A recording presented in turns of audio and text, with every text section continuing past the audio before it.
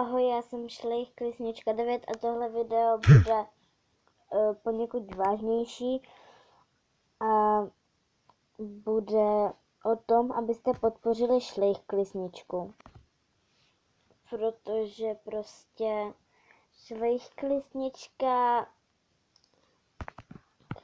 se chystá končit kvůli tomu, že prostě